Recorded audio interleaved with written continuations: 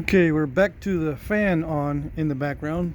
I got over 100 degrees in the shop today, so got to turn the fan back on.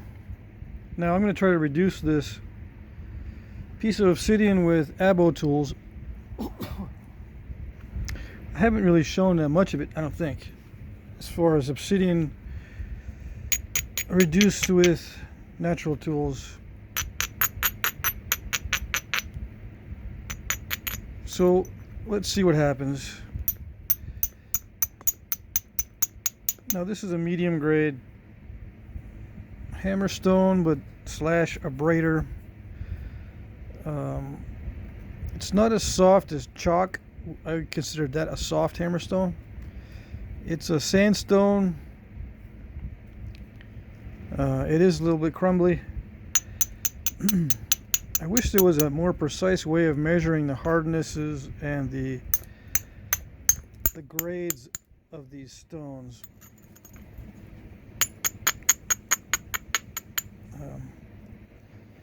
This is a light mid-grade. It's not very dense, so it's not heavy. It's porous, but the stone itself is not weak. What stone there is in this is kind of tough, but it's very porous. Now you can have a light hammerstone, a light medium grade hammerstone with less porosity.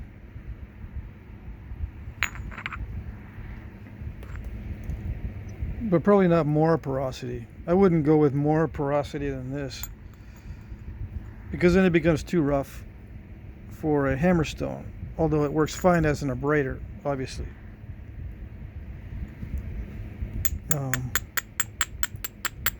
But even if I could measure the grade of these stones, I'm going to use two different stones here.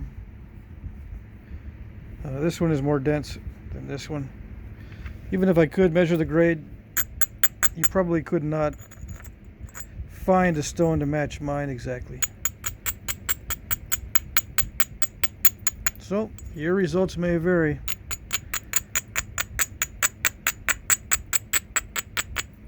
Okay.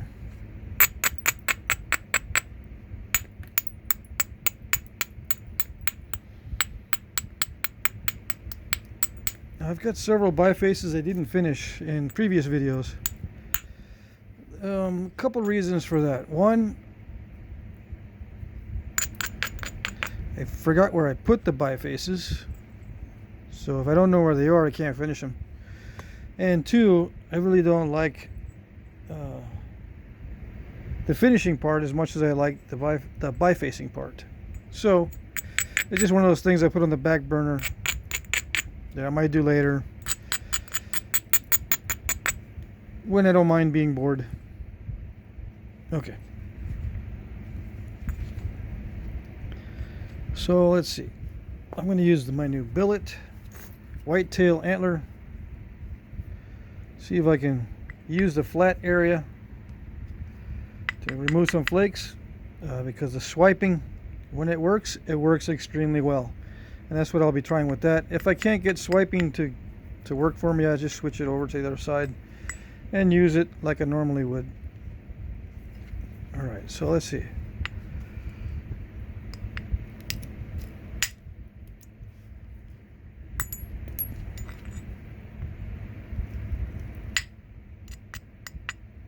Kind of sneaking up on it so I don't hit too hard on the first swing.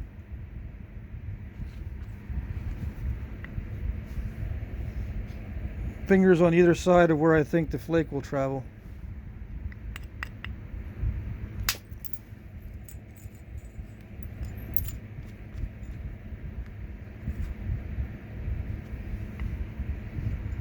Supporting it on the end. Sometimes you get a snap across the tip when hitting the base. I'm swiping it. I'm swipe hitting.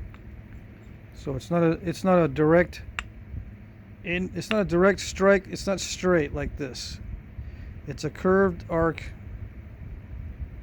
but it's a swiping hit, which means there's a lot of contact across the face of this billet, whereas if it was on this side, I'd be hitting with a rounded area on the billet with minimal swiping.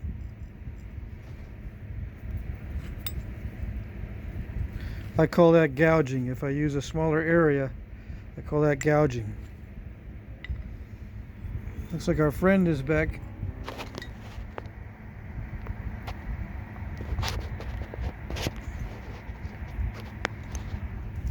But he's not supposed to be in here when I'm napping the glass. What's he got? What are you doing, buddy?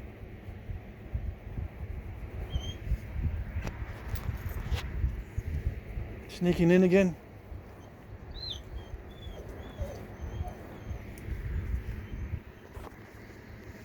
Okay. I can't have you sitting there, buddy.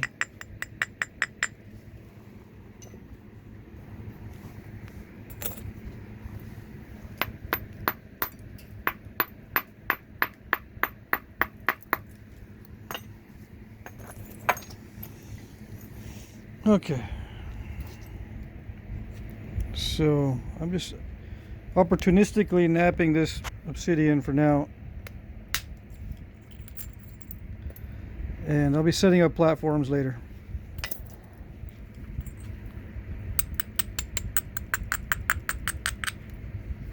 This feels like a volcanic rock, this porous light hammerstone.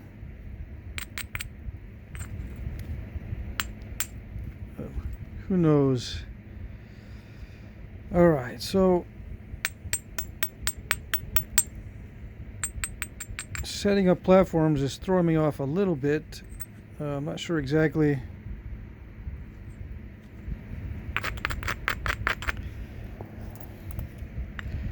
where I should hit first, because if you're going to set up platforms, you can set them up anywhere. You don't need to look for opportunities. You just go, oh, I like one there, so I'd set one up there somewhere, you know. All you need to do is look for fat areas, so to speak, set up a platform, and then hit it to remove the lump. Shouldn't use the word fat, right? Yeah, I don't know.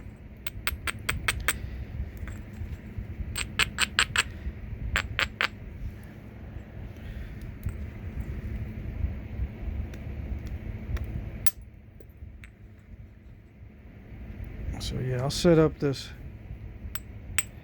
I'm not worried about using the word fat. I'm being silly.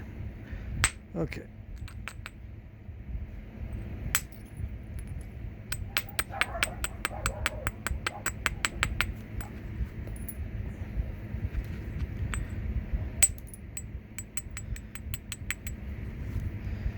Could be my OCD, right? That I don't know how to set up platforms quickly.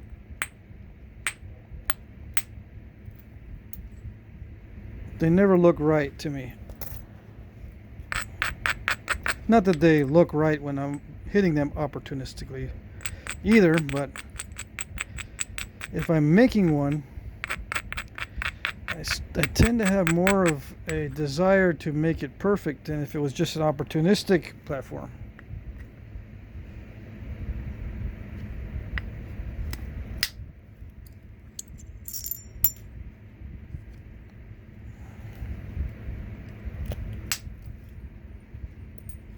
And yeah, I'm trying to sneak up on it. I'm not going to hit it on the first strike.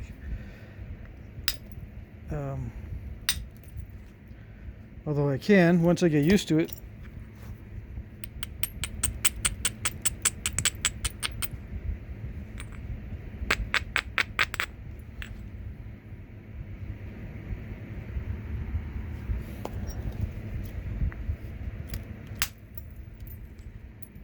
So what I'm doing for you guys that are new, I'm just hitting isolated platforms, and I am isolating them to a certain extent.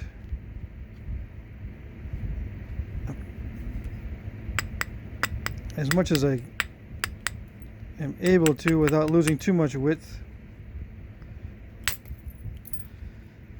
You know, I am taking some opportunistic flakes as well. Like this one is an opportunistic one. I did not set up that platform. I wonder if this whole thing has a crack in it. That would not be good.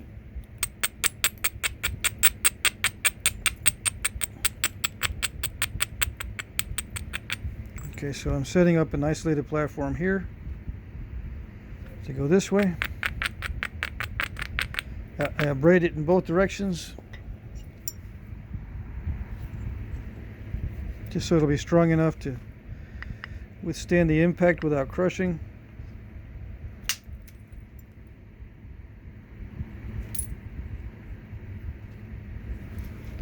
And no, I don't think I'm going to explain every single hit.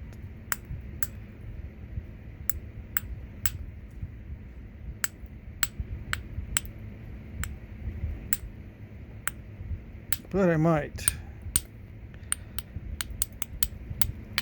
I got a feeling that there's going to be a few of you who do not know what's going on unless I say something. What are you doing? Yeah. What were you doing there?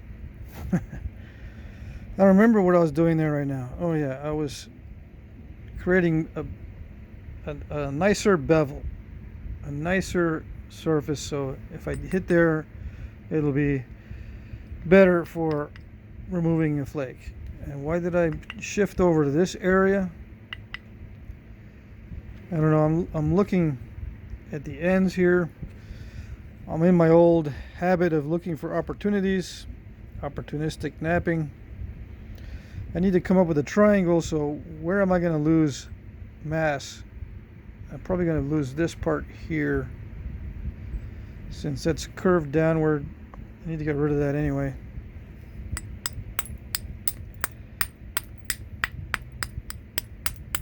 So these are just trimming strikes. You know, short flaking.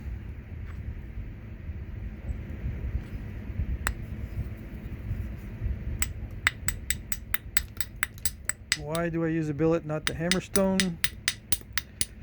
Because you can use either one. You can use anything for small flakes. Any technique, any tool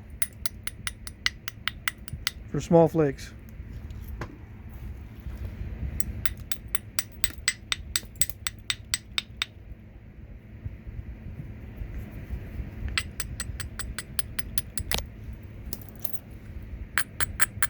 It's the long, thin ones. The heart of flint napping, or the main objective in flint napping, that are the difficult ones that require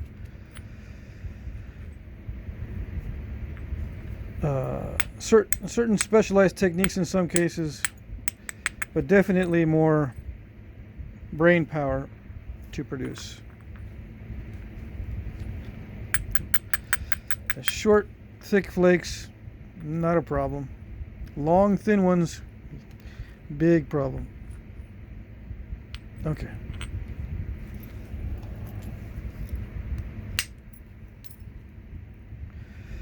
Just an opportunistic flake there.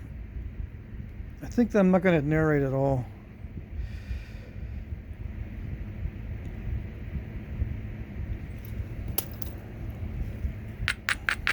Why? Because I really don't feel like I am qualified enough to tell you exactly what I'm doing. I use the billet in a different way than a lot of nappers. So I'm readjusting to learn this particular method of swiping. I do swipe on a side like this sometimes. I don't usually swipe using this direction here. Okay, I got a phone call. I'll be right back. Okay, where was I? I was discussing that I am changing my technique to nap in a different way. Okay. And narrating at this point is going to be very difficult. So if you bear with me, I'm just going to nap and try to get this into a thin biface. And then once I know how to do it, once I know this technique a little bit better, then I can explain what I'm doing.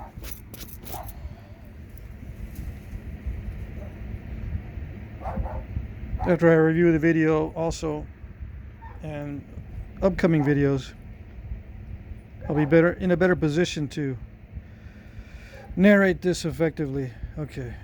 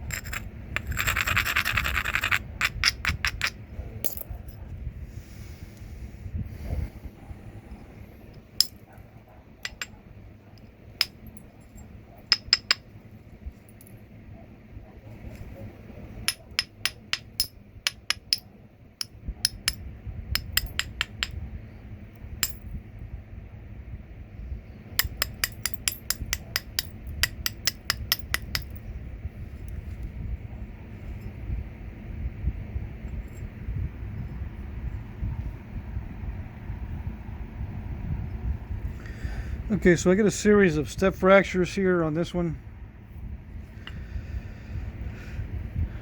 I got a good edge to shoot flakes in that direction, but I also have a step fracture in this on this side. So I'll try to sneak up on it somehow. Try to clear these step fractures off.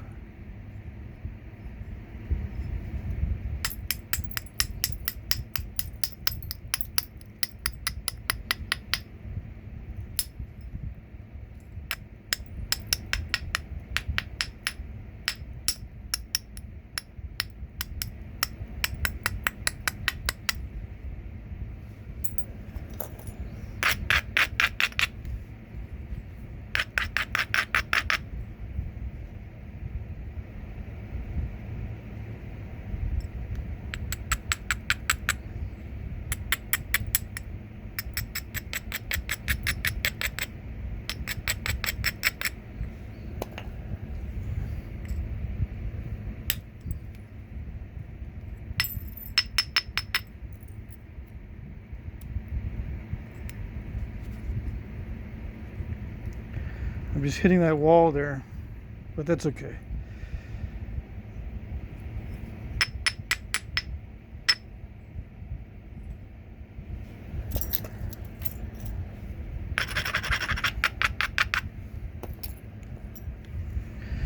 You know, if worse comes to worse, I just narrow it down and get it later with indirect percussion. But I'm going to see if I can, how far I can get this with just direct percussion with the billet.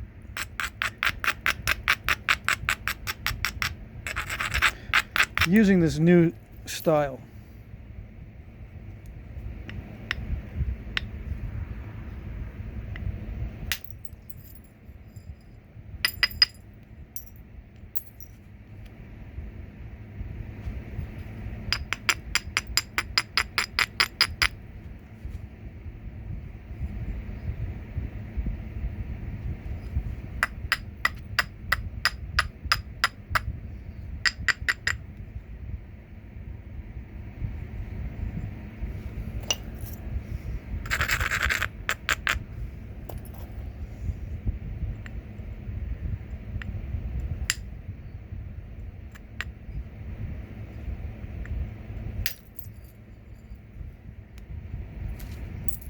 So I just hit that really fast, and it did blow through some of those step fractures.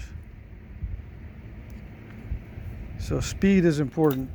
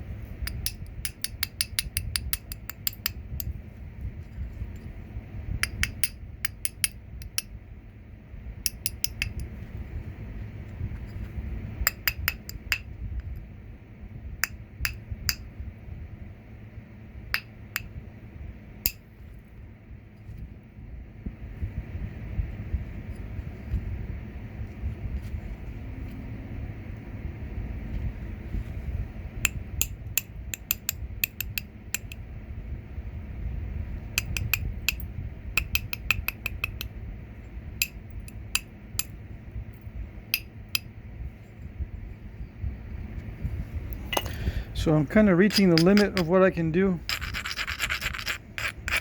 with that style. As far as thinness goes, I'm going to do a few more thinning flakes.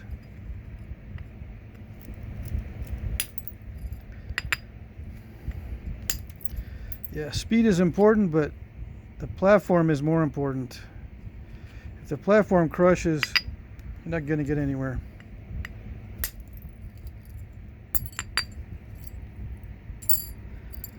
Interesting flake. It went across this way, just behind the step fractures, of course. So they're still there.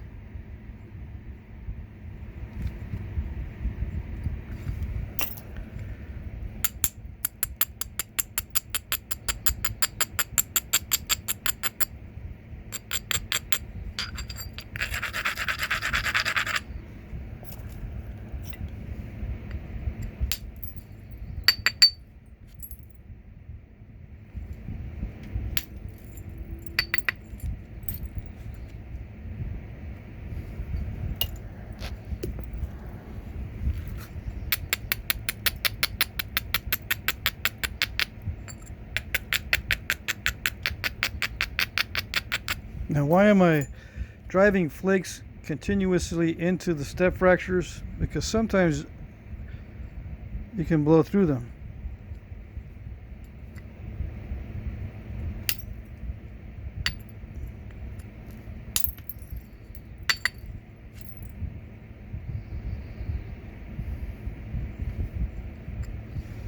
So I want to see if I can do it.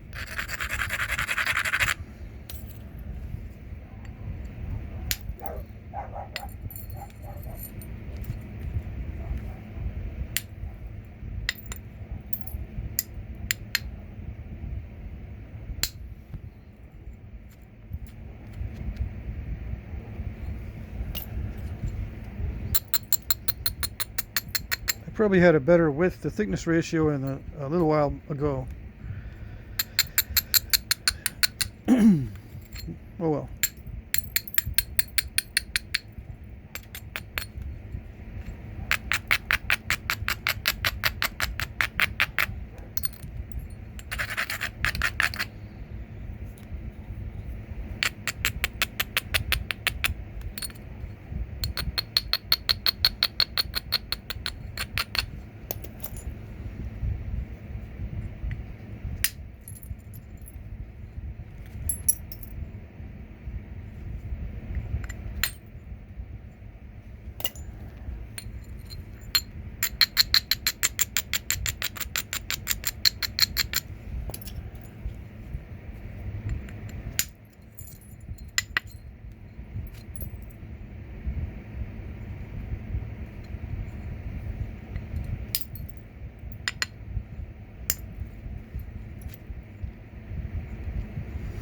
Anyway, okay, I'm going to stop there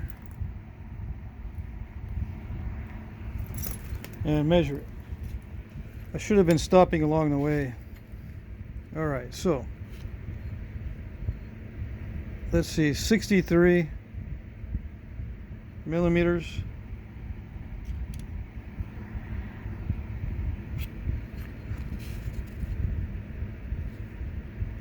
by 8.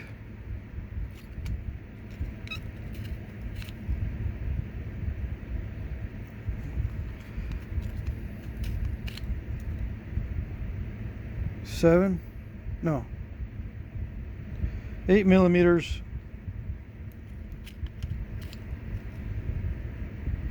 between 8 and 9 millimeters. So what is that? 7 to 1, almost 8 to 1, just with the billet. And I might have had a little bit better a few minutes ago, but I lost some width. So I can, I can adapt to this. How far can I take it? I could probably get 8 to 1. If I can get 7 to 1, I can get 8 to 1. But it's a little bit awkward right now, especially with the contours that I'm getting. I'm not used to getting this many step fractures, because I've already developed my other technique to avoid these. Avoiding step fractures with this technique seems like I need to pay more attention to the contours than I normally do.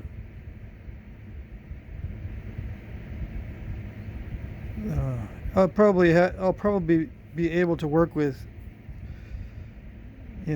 dicey or so not so ideal contours later as I gain more experience. But in the beginning, as I'm learning this, I need very even convex contours so I can get these flakes to travel without too much difficulty. As long as I got a good platform, I think it'll work in the beginning to avoid those step fractures.